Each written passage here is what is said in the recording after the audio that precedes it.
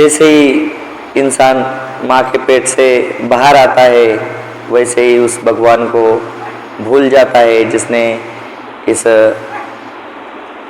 धरती पर भेजा है, किस कार्य के लिए भेजा है। उस भगवान का नाम स्मरण करने के लिए, उसके नाम का कीर्तन करने के लिए। लेकिन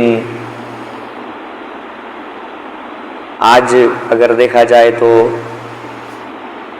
मनुष्य को भगवान का नाम कीर्तन इन कानों को अच्छा नहीं लगता है। सदा ही एक दूसरे की आलोचना, मिथ्ये वचन, झूठ, इन सब में ही इंसान फंसता जा रहा है। सज्जनों, अभी भी समय है। भगवान शिव हर जीव को इस संसार सागर से मुक्त करवाते हैं, मोक्ष दिलवाते हैं। आप सभी प्रेम से इस शिव महापुराण का श्रवण कर रहे हैं। निश्चित ही भगवान शिव हम सबको मोक्ष प्रदान करेंगे। हमारी जो नैया है वो नैया पार लगाएंगे। भगवान का नाम कीर्तन गाने के लिए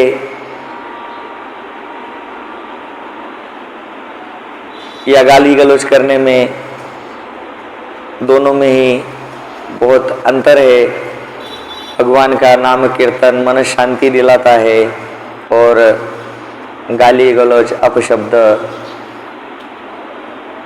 संताप बढ़ाते हैं। इसीलिए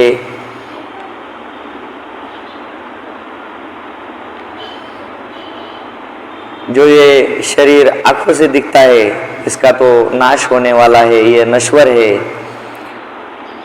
जो इस शरीर के अंदर आत्मा है वही निरंतर, वही अविनाशी, वही शाश्वत, वही सत्य है। शरीर बूढ़ा जीर्ण हो जाता है तो ये आत्मा इस शरीर का त्याग कर देती है और अपने आगे की यात्रा के लिए पुनः दूसरा शरीर धारण करती है। इसके लिए इस श्लोक में कहा है, पुनरूपी जननम पुनरूपी मरणम पुनरूपी जठरे शयनम। बार बार जन्म लेना है और बार बार मरना है। इस 84 लक्ष योनि से अगर जीव को बाहर जाना है तो उसने इस शिव महापुराण का ही आश्रय लेना चाहिए और शिव महापुराण की कथाओं को आदरपूर्वक श्रवण कर लेना चाहिए।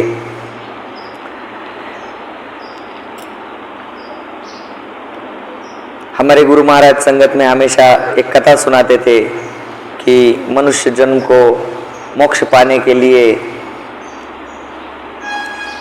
जो हम मनुष्य रास्ता भटके हैं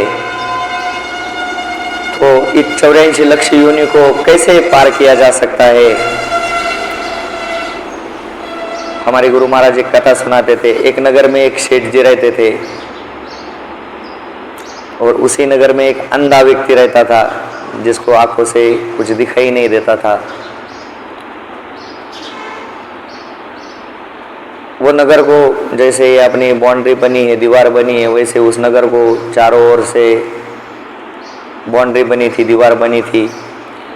और कुछ कारणवश उस अंधे व्यक्ति को उस नगर से बाहर जाना रहता है। तो वो अंधा होने के चलते रास्ता तो ढूंढ नहीं पाता है। वो हर एक से पूछता है, अरे भाई मेरे को नगर से बाहर जाना है, कोई मेरे को रास्ता बताओ, कोई मेरे को रास्ता बताओ।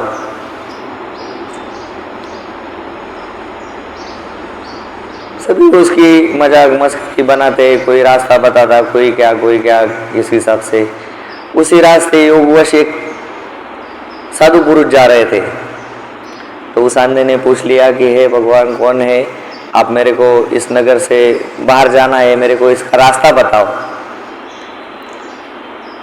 तब वो संत बोले कि हे सज्जन, तुम्हें अगर इस नगर से बाहर जाना है तो तुम एक काम करो, ये जो दीवार है इसको हाथ लगाओ और चलते रहो। जैसे आगे गेट आएगा उस गेट से तुम बाहर निकल जाना, तुम इस नगर से बाहर जाओगे। वो अंधे ने संत पुरुष की बात मानकर वो दीवार को हाथ लगाकर चलता रहा। लेकिन जैसे ही वो नगर का गेट नज़दीक में आने लग गया, वैसे ही उसके हाथ में खुजली होने लग गई। जो हाथ दीवार को लगा के चल रहा था, उस हाथ को खुजली आने लग गई और उसने वो अपना हाथ हटाया और खुजाने लग गया और चलता रहा। रुका तो नहीं, हाथ हटा लिया, लेकिन चलना चालू ही रखा। जैसे ही गेट पार हो गया, वैसे ही उसके हाथ की खुजली रुक गई और उसने पुनः दीवार को हाथ लगा दिया। तो जैसे ही गेट समीप आया, ये खुजली क्यों आई? तो ये खुजली ही भगवान है। काम, क्रोध, लोभ, मोह, माया, ईश्वर रूपी विकारों की ये खुजली है। ये इंसान को मोक्ष मुक्ति के रास्ते कम जाने देती है।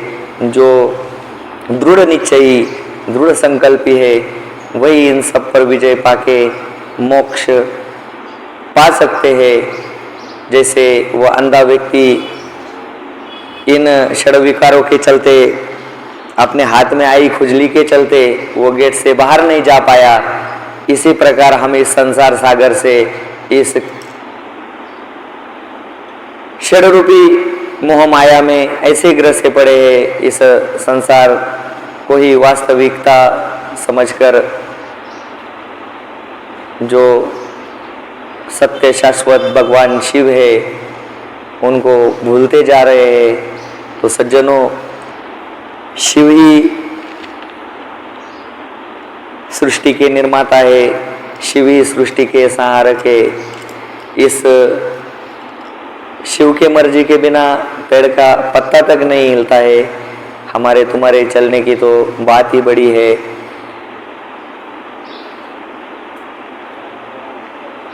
कलयुग में कहा गया है, कलयुग केवल नाम आधारा, सुमर सुमर नर उतर ही पारा। जितना भगवान का भजन करोगे, जितना हरि का कीर्तन करोगे, वही तुम्हारे संग चलेगा। और सब झूठा सपने की भांति है, आप इसे समझे और जल्दी से जल्दी हरि भजन में लग जाए। एक बार पुनः आप मेरे साथ में भजन करेंगे। ओम नमः शिवाय, ओम नमः शिवाय।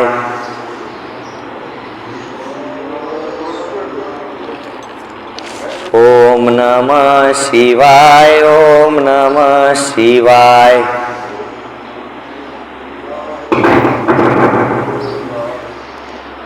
ओम नमः शिवाय, ओम नमः शिवाय। ओम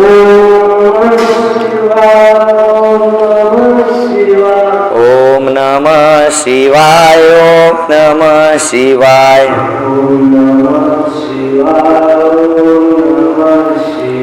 ओम नमः शिवाय, ओम नमः शिवाय।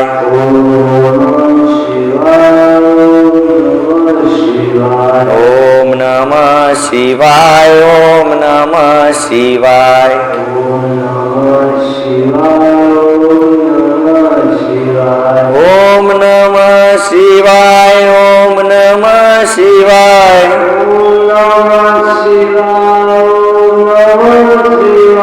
ओम नमः शिवाय, ओम नमः शिवाय। ओम नमः शिवाय, ओम नमः शिवाय।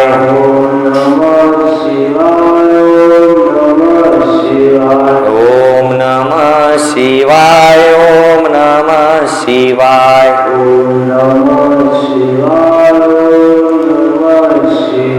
ओम नमः शिवाय, ओम नमः शिवाय।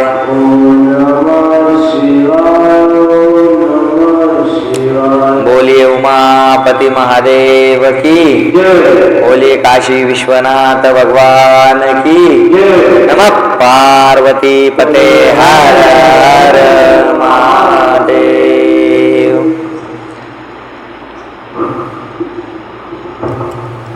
ये सब जो हमने आपको बताया, ये सब हम आपको इसलिए बता रहे हैं कि एक अविनाशी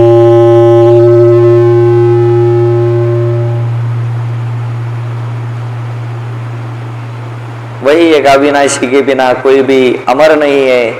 जो सृष्टि निर्माता के मुख्य तीन देवता है, ब्रह्मा, विष्णु, महेश, यह भी जन्म मृत्यु के चक्कर में से नहीं छूटे हैं। शिव जी का शिव जी के एक दिन में 84 बार ब्रह्मा जन्म लेते हैं और 84 बार ब्रह्मा की मृत्यु होती है। अब तो ये फाइनल हुआ कि 84 लक्ष योनि में बार बार जन्म लेना है और बार बार मृत्यु को प्राप्त होना है। अब ये सवाल है कि भगवान ने ये 84 लक्ष योनियाँ, जलचर नभचर, सभी आंखों से दिखाई देने वाली और आंखों से न दिखने वाली, ये सब योनियाँ भगवान ने अलग अलग क्यों बनाई? थोड़ा सा सोचने का विषय है, थोड़ा सा बुद्धि पे जोर डालने की आवश्यकता है। इस शरीर को और इसके अंदर विराजमान आत्माराम को समझने के लिए, इस 84 लक्ष योनि को मोक्ष प्राप्त करने के लिए मैं कौन हूँ, मैं कहाँ से आया हूँ और मुझे कहाँ जाना है, ये मनुष्य योनि के सवाल जब तक मनुष्य खुद अपने आप से नहीं पूछता है, जब तक इनके जवाब अपने आप को नहीं मिलते हैं, मैं कौन हूँ, मैं कहाँ से आया हूँ और मेरे को कहाँ जाना है, तब तक इस शरीर को, इस 84 लक्ष योनि को समझ पाना थोड़ा सा मेरे हिसाब से मुश्किल है। लेकिन कोशिश करने वालों की कभी हार नहीं होती है। एक न एक दिन प्रयत्न करने वालों को भगवान अवश्य ही मिलते हैं। भगवान ने अवश्य ही समय समय पर आकर सब भक्तों के कष्ट दूर किए हैं।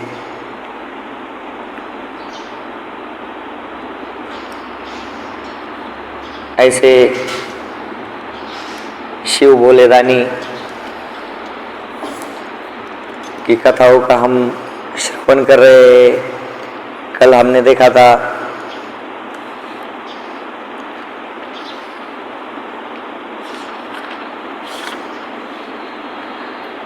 भस्म, रुद्राक्ष और शिव नाम के महात्म्य का वर्णन। अभी हम देखेंगे भस्म का निरूपण। सूत जी बोले, हे महर्षियों, भस्म संपूर्ण मंगलों को देने वाला तथा उत्तम है। उसके दो भेद बताए गए हैं। मैं उन दोनों भेदों का वर्णन करता हूँ, आप लोग सावधानी के साथ सुने।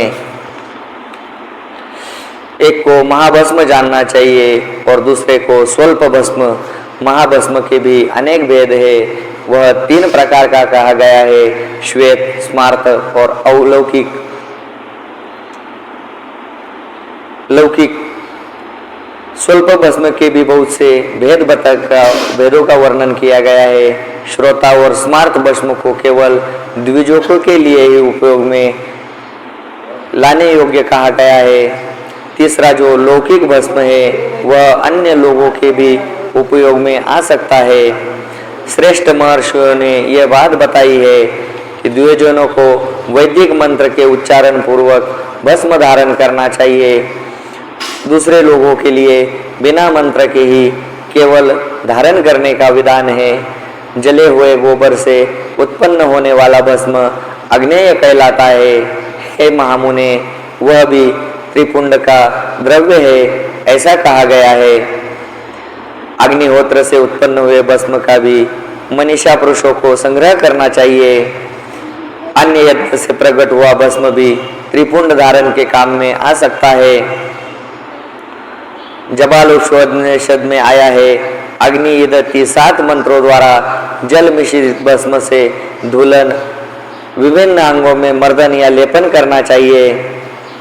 महर्षि जबाली ने सभी वाणी और आश्रमों के लिए मंत्र के से या बिना मंत्र के भी आदर पूर्वक भस्म का त्रिपुंड लगाने की आवश्यकता बताई गई है। समस्त अंगों में सजल भस्म को मलना अथवा विभिन्न अंगों में तिरछा त्रिपुंड लगाना, इन कार्यों को मोक्षदायी मोक्षार्थी पुरुष प्रसाद से भी न छोड़े, ऐसा श्रुति का आदेश है। भगवान शिव और विष्णु भी त्रियक त्रिपुंड धारण करते हैं। अन्य देवताओं सहित भगवती उमा और लक्ष्मी देवी भी वाणी द्वारा इनकी प्रशंसा करती है। ब्राह्मणों, क्षत्रियों, वैश्य, शूद्र वर्ण संस्कारों तथा जातिभ्रष्ट पृष्ठों ने भी उद्वलन एवं त्रिपुंड के रूप में भस्म को धारण किया है। जो लोग श्रद्धा पूर्वक शरीर में भस्म का उद्वेलपन करते हैं तथा लेप लगाते हैं, त्रिपुंड धारण करते हैं, त्रिपुंड धारण करने का आचरण नहीं करते हैं, उनमें वर्ण श्रम संस्कृत सदाचार की कमी है। जिनके द्वारा श्रद्धा पूर्वक शरीर में भस्म लेपन और त्रिपुंड धारण का आचरण नहीं किया जाता है, उनकी विनिर्मुक्ति करोड़ों जन्मों में भी संसार में संभव नहीं है। जो श्रद्धा पूर्वक शरीर में भस्म लेप त्रिपुंड धारण करने का आचरण नहीं करते हैं, उन्हें 100 करोड़ कल्पों में भी शिव का ज्ञान प्राप्त नहीं होता है। जो श्रद्धा पूर्वक भस्म लेप तथा त्रिपुंड नहीं धारण करते हैं, वे महापातकों से युक्त हो जाते हैं, ऐसा शास्त्रों का निर्णय है। जो श्रद्धा पूर्वक भस्मोद्वेलन तथा त्रिपुंड धारण नहीं करते, उन लोगों का संपूर्ण आचरण विपरीत फल प्रदान करने वाला हो जाता है। हे मुनियों, जो महापातक से युक्त और समस्त प्राणियों से दोष करने वाले हैं, वही त्रिपुंड धारण तथा भस्म लेखन अत्यधिक द्वेष करते हैं। जो आत्मज्ञानी मनुष्य शिवाग्नि अग्निहोत्र की कार्य करते हैं, त्रायुष जमाग्नि में इस मंत्र से भस्म का मात्र स्पर्श ही कर लेते हैं, वह समस्त पापों से मुक्त हो जाते हैं। जो मनुष्य तीनों संध्या काल में श्वेत भस्म के द्वारा त्रिपुंड धारण करता है, वह समस्त पापों से मुक्त होकर शिव सानिध्य का आनंद भोगता है।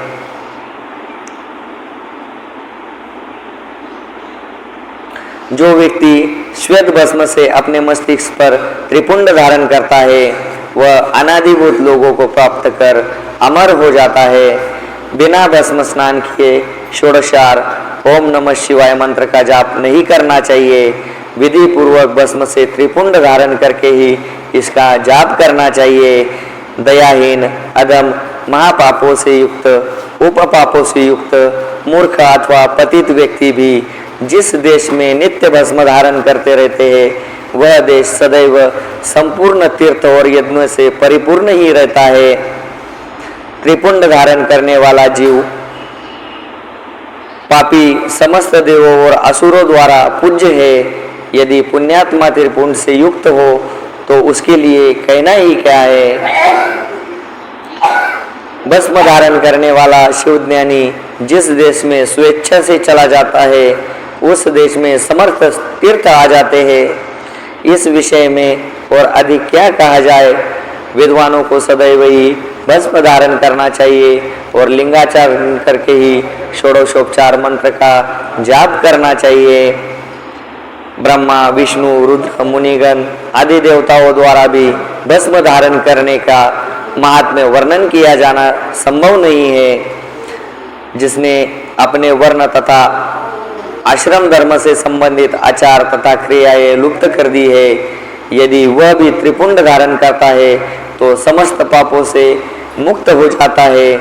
जो भस्म धारण करने को त्याग कर धार्मिक कृत्य करते हैं, उनको करोड़ों जन्म लेकर भी संसार से मुक्ति प्राप्त नहीं होती है, या वो जीव संसार से मुक्त नहीं हो पाते हैं। जिस ब्राह्मण ने भस्म से अपने सिर पर त्रिपुंड धारण किया है, उसने मानो गुरु से सब कुछ पढ़ लिया है और सभी धार्मिक अनुष्ठान भी कर लिए हैं। जो मनुष्य भस्म धारण करने को देखकर उसे कष्ट देता है, वह निश्चित ही चांडाल से उत्पन्न हुए है। ऐसा विद्वानों को जानना चाहिए। भक्ति पारायण ब्रह्म क्षत्रियों को मानस्तों के तनये इस मंत्र के अभिमंत्रित भस्म को शास्त्र सम्मत कहे गए अंगों पर धारण करना चाहिए। वैश्य त्र्यंबकम यजामहे इस मंत्र से और शूद्र शिवाय नमः इस पंचाक्षर मंत्र से भस्म को अभिमंत्रित कर धारण करे। विधवा स्त्रियों के लिए भस्म धारण की विधि शूद्रों के समान ही कही गई है।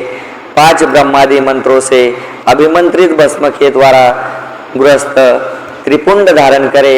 ब्रह्मचारी त्र्यंबकम यजामहे इस मंत्र से भस्म को अभिमंत्रित करके और वानप्रस्थी अगरोभ्यस्त इस मंत्र से भस्म को अभिमंत्रित करके त्रिपुंड धारण करे। किंतु यदि सन्यासी प्रणव के मंत्र से भस्म को अभिमंत्रित करके त्रिपुंड धारण करे, जो वर्णाश्रम धर्म से परे है, वह शिव इस भावना से नित्य त्रिपुंड धारण करे, और जो शिव योगी है वह ईशान्य सर्व विद्या नाम इस भावना को करता हुआ त्रिपुंड धारण करे। सभी वर्णों द्वारा भस्म धारण करने से इस उत्तम कार्य को नहीं छोड़ना चाहिए, अन्य जीवों को भी सदा भस्म धारण करना चाहिए, ऐसा भगवान शिव का आदेश है।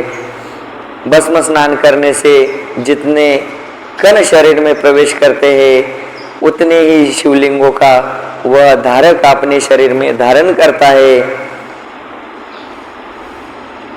ब्रह्मा, क्षत्रिय, वैश्य, शूद्र वर्ण संस्कार, स्त्री, साधवा, विधवा, बालक, पाखंडी, बालाचारी, गृहस्थ, वानप्रस्थी, सन्यासी, व्रती, सन्यासिनी स्त्रियां, ये सभी भस्म के त्रिपुंड धारण करने के प्रभाव से ही मुक्त हो जाते हैं, इसमें कोई संशय नहीं है।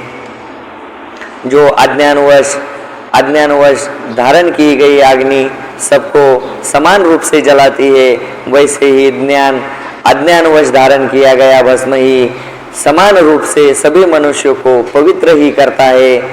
भस्म तथा रुद्राक्ष धारण बिना जल अथवा अन्न को अंश मात्र ही नहीं खाना चाहिए। गृहस्थ, वनप्रस्थ, सन्यासी व वर्ण संस्कार जाति का व्यक्ति भी यदि भस्म रुद्राक्ष को धारण किए बिना भोजन करता है, तो वह मात्र पाप ही खाता है और नरक की ओर ही प्रस्थान करता है। ऐसे समय में उक्त वर्ण धर्मियों का भी व्यक्ति गायत्री मंत्र के जाप से तथा यदि सन्यासी मुख प्रणव मंत्र से प्रायश्चित्त करके मुक्ति प्राप्त कर सकता है।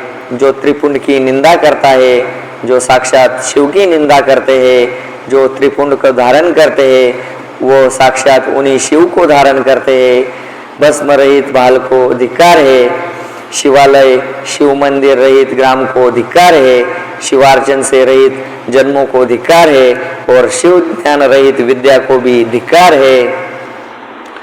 जो लोग तीनों लोगों को आधार स्वरूप महेश्वर भगवान शिव की निंदा करते हैं और त्रिपुंड धारण करने वाले की निंदा करते हैं, उसको तो देखने मात्र से ही पाप लगता है। वे वर्ण संस्कार सुअर, असुर, खर, गद्द, श्वान, कुत्ता, कोष्ठु, सियार तथा कीड़े मकोड़ों के समान ही उत्पन्न होते हैं, और नरकगामी व्यक्ति का यह जन्म पाप करने के लिए ही होता है। आइए एक बार हम पुनः भोले दानी का भजन करेंगे। भजन करने से पहले मैं आपको एक बात बताना चाहता हूँ। सज्जनों, इस भस्म की बहुत विशेष महिमा बताई गई है। जो भगत हमारे पास में आते हैं, हम धुने में उनको भभूति का तिलक लगाते हैं। ये भभूति स्वयं शिव कही गई है। ये भभूति को धारण करने वाला स्वयं शिव को धारण करने वाला कहा गया है।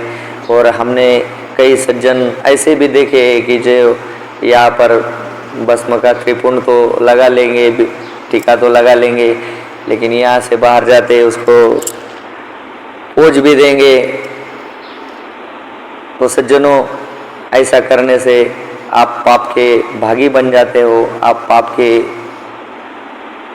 आपको पाप लगता है, तो ऐसा कर्म ना करो कि जिससे अपने को पाप लगे। अपन तो सब शिव के भक्त है, शिव के अनुयायी है। हम सब ने शिव की आराधना करनी चाहिए। शिव के जो भी साधन है, भस्म है, रुद्राक्ष है, इन सबको बड़े आदर के साथ, बड़ी प्रेम पूर्वक इसे धारण करना चाहिए। आइए मेरे साथ में प्रेम से भजन करेंगे। ओम नमः शिवाय, ओम नमः शिवाय,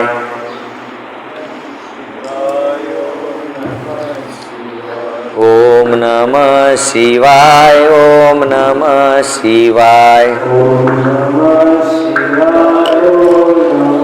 शिवाय, ओम नमः शिवाय, ओम नमः शिवाय, ओम नमः